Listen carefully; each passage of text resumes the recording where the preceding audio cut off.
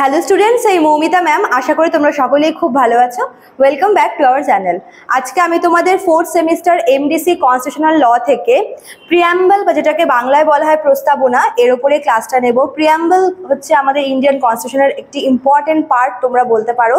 তো আজকে আমরা এর উপরে ক্লাসটা নেব। তো চলো দেরি না করে শুরু করে দিই আজকের ক্লাসটা।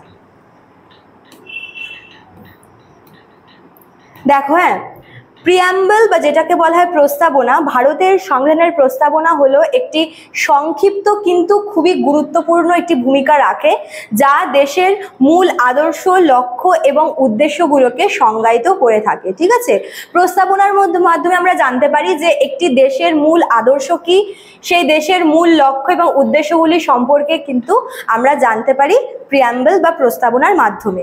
এটি সংবিধানের মুখবন্ধ হিসেবেও কাজ করে এবং ভারতের সংবিধান রচয়িতাদের চিন্তাভাবনা এবং দৃষ্টিভঙ্গির প্রতিফলন ঘটায়।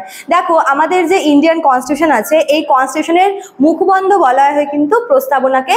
এবং যখন আমাদের সংবিধান রচিত হয়েছিল, সেই সময় যে আর কি যারা সংবিধান লিখেছিল মানে গণপরিষদ, এবং যারা সেই সময় হচ্ছে এই গণপরিষদের মেম্বার ছিল, তাদের যে চিন্তাধারা এবং তাদের দৃষ্টিভঙ্গির একটা প্রতিফলন কিন্তু আমরা হচ্ছে এই প্রিয়াম্বলের মাধ্যমে পেয়ে থাকি। ঠিক আছে, এবার দেখো কবে অ্যাডপ্ট করা হয়েছিল এই প্রিয়াম্বল।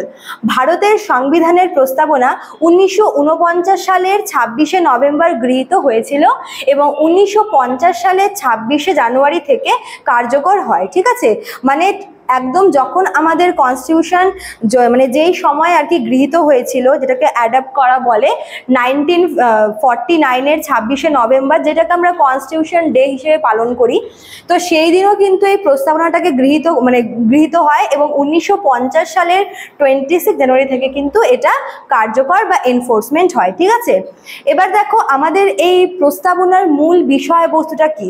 এখানে একটা লাইন আছে, দেখো, এতে বলা হয়েছে যে আমরা ভারতের নাগরিক, ভারতকে একটি সার্বভৌম, সমাজতান্ত্রিক, ধর্মনিরপেক্ষ, গণতান্ত্রিক প্রজাতন্ত্র হিসেবে ঘোষিত করি। এই শব্দগুলি আমাদের দেশের যে মৌলিক বৈশিষ্ট্যকে তুলে ধরে। দেখো, তাহলে আমাদের দেশের মৌলিক বৈশিষ্ট্য বলতে আমরা এই যে শব্দগুলো এখানে পেলাম, মানে আমাদের প্রিয়াম্বলে ভারতবর্ষকে যেই রূপে বা ভারতবর্ষের যে বৈশিষ্ট্য, মৌলিক বৈশিষ্ট্যগুলো দেখানো হচ্ছে, সেগুলো হচ্ছে কি কি? সার্বভৌম, সমাজতান্ত্রিক, ধর্মনিরপেক্ষ, গণতান্ত্রিক এবং প্রজাতন্ত্র।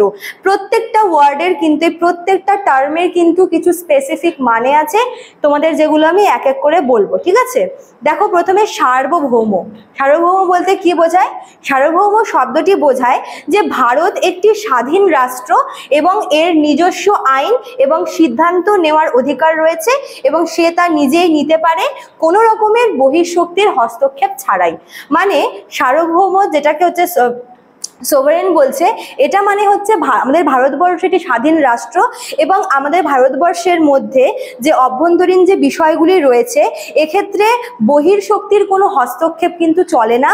অর্থাৎ ভারতবর্ষে যে সমস্ত আইনগুলো গ্রহণ করা হয় বা ভারতবর্ষে যে সমস্ত সিদ্ধান্তগুলো রয়েছে মানে দেশের স্বার্থে, সেই সমস্ত কিছু ভারত কিন্তু নিজেই নেয় এবং এক্ষেত্রে কোনো বহির্শক্তির হস্তক্ষেপ কিন্তু ভারতবর্ষ নেয় না। ঠিক আছে, তারপর দেখো 2 নম্বর টার্মটা কি ছিল? সমাজতান্ত্রিক। সমাজতান্ত্রিক মানে হচ্ছে অর্থ সমাজে ধনসম্পদের ন্যায়সঙ্গত বন্টন এবং সামাজিক ন্যায় বিচার প্রতিষ্ঠা। অর্থাৎ যেই আর কি মানে অর্থনৈতিক যে বিষয় আছে, অর্থনৈতিক যে দিকটা আছে আমাদের হচ্ছে কনস্টিটিউশন মানে ভারতবর্ষের, সেটা হচ্ছে কি? সেই ধনসম্পদের ন্যায়সঙ্গত বন্টন, মানে কোনো একজন পার্টিকুলার ব্যক্তির হাতে কিন্তু থাকবে না। মানে আমাদের ভারতবর্ষের মোট যে সম্পদ রয়েছে, সেটি কোনো নির্দিষ্ট কোনো ব্যক্তি বা নির্দিষ্ট কোনো শ্রেণীর হাতে কিন্তু থাকবে না এবং এই যে সম্পদ, সেটা কিন্তু বিভিন্ন ক্ষেত্রে বিভিন্ন খাতে সমানভাবে বন্টন করা হবে সমগ্র ভারতের উন্নয়নের জন্য। ঠিক আছে, তারপরে দেখো 3 নম্বর টার্মটা কি বলেছে? ধর্মনিরপেক্ষ। ধর্মনিরপেক্ষ বলতে কি বোঝায়? যে আমাদের স্বাধীন রাষ্ট্র ভারতবর্ষ কোনো ধর্মকে বিশেষ মর্যাদা দেবে না এবং সব ধর্মের প্রতি সমান দৃষ্টিভঙ্গি রাখবে। অর্থাৎ আমাদের ভারতবর্ষের কোনো পার্টিকুলার বা কোনো জাতীয় ধর্ম থাকবে না। আমাদের দেশের বা সরকার কোনো একটি বিশেষ ধর্মের পক্ষপাতিত্ব করবে না এবং কোনো ধর্মের ওপর ভিত্তি করে আমাদের দেশও চলবে না, ঠিক আছে।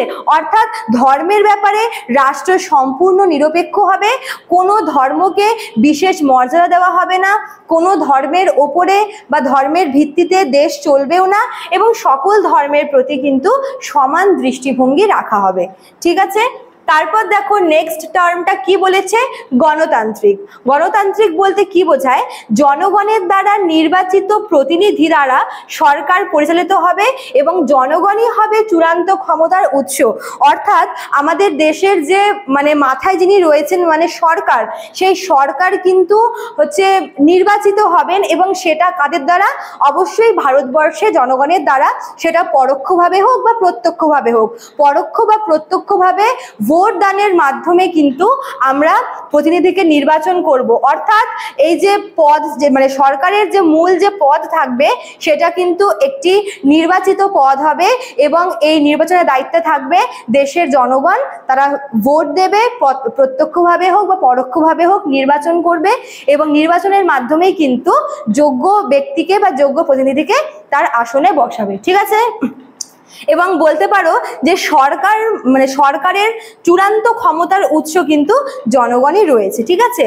তারপরে দেখো লাস্টের টার্মটা কি বলেছে, প্রজাতন্ত্র। প্রজাতন্ত্র মানে কি, রাষ্ট্রের যিনি প্রধান অর্থাৎ রাষ্ট্রপতি বা প্রেসিডেন্ট, তিনি নির্বাচনের মাধ্যমে আসবে, তিনি উত্তরাধিকার সূত্রে আসবে না। যে কোনো দেশের যিনি অ্যাকচুয়ালি যখন আগেকার দিনে যেরকম হতো যে আর কি দেশের রাজা রাজার মৃত্যু হলে রাজার পরবর্তী যে উত্তরাধিকার তার পুত্র বা তার ফ্যামিলিরই কেউ হয়তো সিংহাসনে বসে। এক্ষেত্রে আমাদের দেশের যিনি মূল আর কি শাসক রাষ্ট্রপতি, তার পদটি কিন্তু নির্বাচিত পদ হবে, তিনি উত্তরাধিকার সূত্রে কিন্তু রাষ্ট্রপতি হবেন না। অর্থাৎ মনে করো বর্তমানে যিনি রাষ্ট্রপতি রয়েছেন তার পরবর্তীকালে তিনি অবসর গ্রহণের পরে তার পরবর্তীকালে যিনি আসবে তিনি কিন্তু তার বংশের বা তার উত্তরাধিকার কেউ হবে না। তারপরে যিনি রাষ্ট্রপতি হবেন তাকে কিন্তু জনগণ পরোক্ষভাবে বা প্রত্যক্ষভাবে নির্বাচনের মাধ্যমে তারপরেই সেই আসনে বসাবে, ঠিক আছে। এবার দেখো এই টার্মগুলি ছাড়াও কিন্তু প্রস্তাবনাতে তিনটি মৌলিক ন্যায়ের কথা বলা হয়েছে। এই মৌলিক ন্যায়গুলি কি কি? এক নম্বর আছে সামাজিক ন্যায়। সামাজিক ন্যায় বলতে কি বোঝায়, জাতি, ধর্ম, লিঙ্গ এবং বর্ণ ইত্যাদির ভিত্তিতে বৈষম্য না থাকা। অর্থাৎ আমাদের দেশে জনগণদের কিন্তু জাতিগত ধর্মগত জাতি ধর্ম বর্ণ নির্বিশেষে প্রত্যেককে সমানভাবে দেখতে হবে এবং বর্ণগতভাবে, জাতিগতভাবে, ধর্মগতভাবে বা লিঙ্গগতভাবে কিন্তু কোনো বৈষম্য রাখা চলবে না। 2 নম্বর কি আছে, অর্থনৈতিক ন্যায়। ধন সম্পদের সুষম বন্টন, যত যা আর্থিক সম্পদ আছে তার সেটা কোনো একজন কোনো এক শ্রেণীর হাতে থাকবে এরকম না। প্রত্যেক মানুষেরই আর্থিকভাবে স্বাবলম্বী হওয়ার অধিকার রয়েছে এবং ধনসম্পদের যে সুষম বন্টন এটা হওয়া প্রয়োজন। তা না হলে এক শ্রেণী বড়লোক হতে থাকবে আর এক শ্রেণী কিন্তু দিনের পর দিন গরিব হতে থাকবে। তো এই যে অর্থনৈতিক যে বৈষম্য এটা কিন্তু রাখা চলবে না। 3 নম্বর কি বলেছে, রাজনৈতিক ন্যায়। এই যে ভোটের অধিকার সেটা সকলের জন্য সমান, এমন না যে কোনো আর কি কোনো নির্দিষ্ট জায়গার মানুষ ভোট দান করতে পারবে না বা কোনো নির্দিষ্ট ধর্মের মানুষ, বর্ণের মানুষ, জাতির মানুষ ভোট দান করতে পারবে না, এমন কিন্তু না। ভোটের অধিকার কিন্তু সকলের জন্য সমান বলে মনে করা হয়, ঠিক আছে। এছাড়াও প্রস্তাবনায় আর কি কি বিষয় উল্লেখ আছে, ফ্রিডম বা লিবার্টি স্বাধীনতা, সাম্য ইকুয়ালিটি এবং ভ্রাতৃ যেটাকে বলে ফ্রেটার্নিটি, ঠিক আছে। এই টার্মগুলো কিন্তু ভীষণ ইম্পর্টেন্ট। কি কি বললাম, স্বাধীনতা, সাম্য, ভ্রাতৃত্ব, লিবার্টি বা ফ্রিডম, ইকুয়ালিটি অ্যান্ড ফ্রেটার্নিটি এর কথা বলা হয়েছে, যা একটি সুস্থ এবং সাম্যবাদী সমাজ গঠন করতে কিন্তু খুবই গুরুত্বপূর্ণ, ঠিক আছে। দেখো এবার বলছি যে আমাদের প্রস্তাবনাও কিন্তু ভারতবর্ষে কনস্টিটিউশনের প্রস্তাবনা একবার সংশোধন করা হয়েছিল। কবে? 1976 সালে 42তম সংবিধান সংশোধনের মাধ্যমে, 42তম অ্যামেন্ডমেন্টের মাধ্যমে কিন্তু আমাদের প্রস্তাবনা সংশোধন হয়েছিল এবং এই সংশোধনের মাধ্যমে কি হয়েছিল দেখো, সমাজতান্ত্রিক এবং ধর্মনিরপেক্ষ এই দুটো শব্দ কিন্তু যুক্ত হয়। মানে আমরা যে টার্মগুলো আমরা পড়লাম সেখানে সার্বভৌম, গণতান্ত্রিক, প্রজাতন্ত্র ছিল। এই সমাজতান্ত্রিক, ধর্মনিরপেক্ষ এই দুটো টার্ম কিন্তু সেই সময় ছিল না, সেটা অ্যাড করা হয় কবে, 1976 সালে 42তম অ্যামেন্ডমেন্টের মাধ্যমে ধর্মনিরপেক্ষ এবং সমাজতান্ত্রিক শব্দ দুটি কিন্তু যোগ করা হয়েছিল। ঠিক আছে, তো শেষে আমরা বলতে পারি যে আমাদের কনস্টিটিউশনের প্রস্তাবনা বা প্রিয়াম্বল আমাদের কনস্টিটিউশনের আত্মা এবং দর্শন বলা চলে, সোল অফ দ্য কনস্টিটিউশন বলা হয়। এটি ভারতবর্ষকে কোন পথে পরিচালিত করবে তা নির্দেশ করে এবং আমাদের দেশের নাগরিকদের জন্য কিন্তু একটি আদর্শ সমাজ গঠনের চেষ্টা করে থাকে। ঠিক আছে, তো এই ছিল তোমাদের আজকের ক্লাসটা প্রিয়াম্বলের উপরে। আমি আশা করবো তোমাদের বুঝতে কোনো প্রবলেম হয়নি। খুব ইম্পর্টেন্ট, খুব মানে সিগনিফিকেন্ট একটা পার্ট বলতে পারো এটা কনস্টিটিউশনের। এটা তোমাদের কিন্তু পরীক্ষায় আসার চান্স হাইলি রয়েছে। ঠিক আছে, দেখো একদম শেষে দুটো নাম্বার দেওয়া আছে, এই দুটো নাম্বার আমাদের সেন্টারের হেল্পলাইন নাম্বার। যারা আমাদের কাছে অনলাইনে পড়তে চাইছো যে কোনো একটি নাম্বারে আমাদের সঙ্গে যোগাযোগ করে নিতে পারো। চলো আজকে এতটুকুই থাকলো।